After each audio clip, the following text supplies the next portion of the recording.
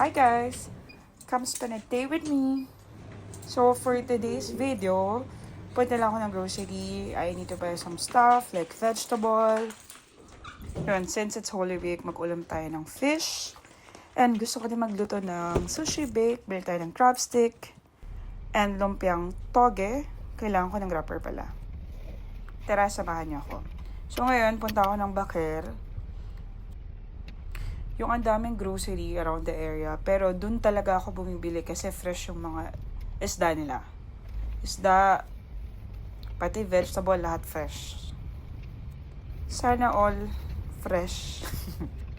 Siyempre, mga ganitong oras, natutulila pa tayo. Pero wala tayong karipatang mapagod. So, eto na nga. Yun, mag-try ako ulit. Kasi way back 2019, talagang gusto ko mag-start ng vlog since nag-work ka nga. Parang hirap i-manage. Yung editing, syempre, hindi siya ganun kadali. So, you have to put more time. Ano pa ba? Basta. So, nag-realize ko na gusto ko talaga siyang gawin. So, please support me. Diba? Grabe, tirik ng araw. So, nandito na tayo. Ano bang uunahin ko? Vegetable or fish? Let's see. Uy, yung crab stick naka-sale. So, kuha tayo ng dalawa. So, nandito tayo sa frozen section. Lahat yan naka-sale dito sa Baker. Wala na rin pala tayong milk. So, kuha tayo nito.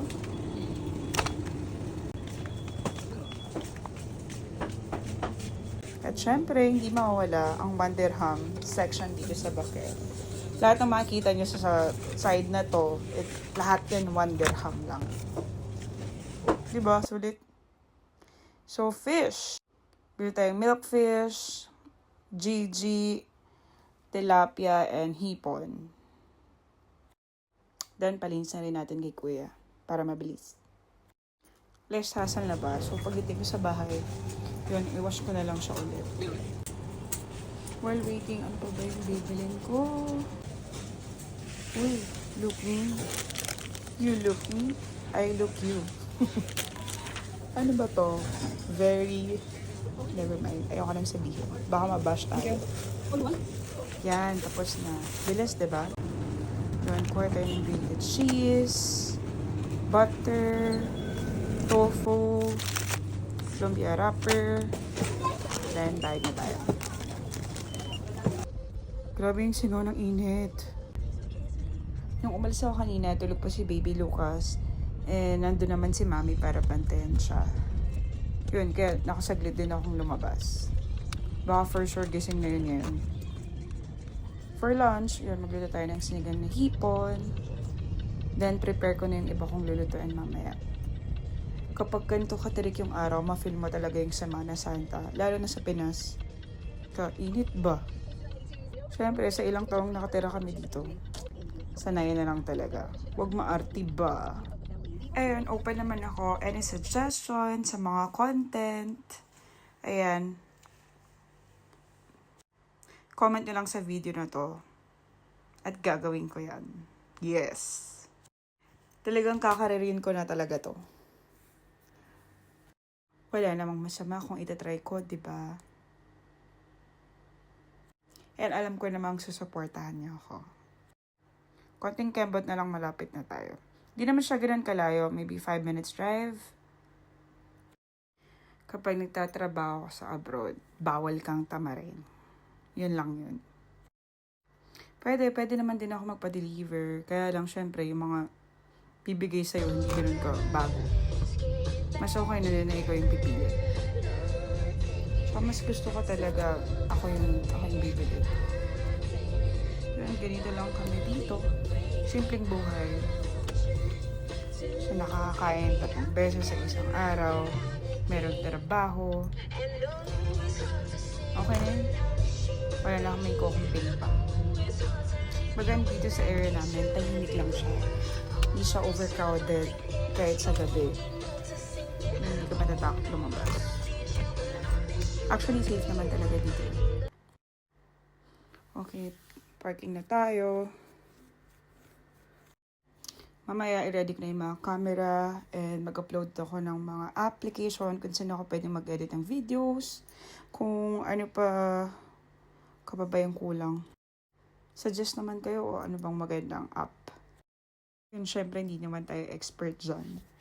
Pero slowly, yun pag-aaralan ko talaga siya para maganda naman yung quality ng video ko. Pati yung content, yan, kailangan ko rin ilatag yan. So please bear with me. Parang baby step ko ba siya? Kasi lahat naman matututunan and time management lang talaga. So, ayun lang.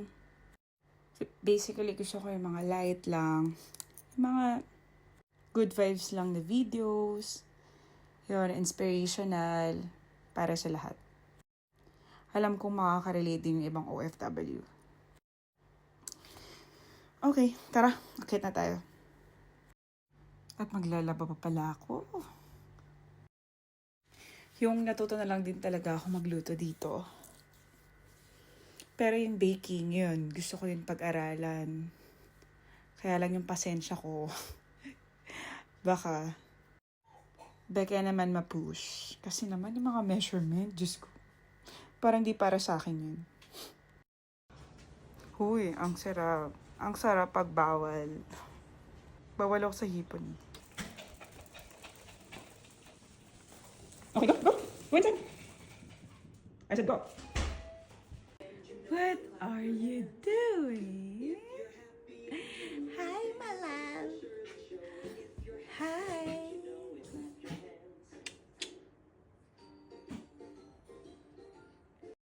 Sleeping time ni Baby Lucas. Mga 1 oras pa to bago matulog. Ganyan yan. Anak, kanino ka ba nagmana? Joke. O siya, magpakananay muna ako. See you on my next vlog. Ingat and mabuhay tayong lahat.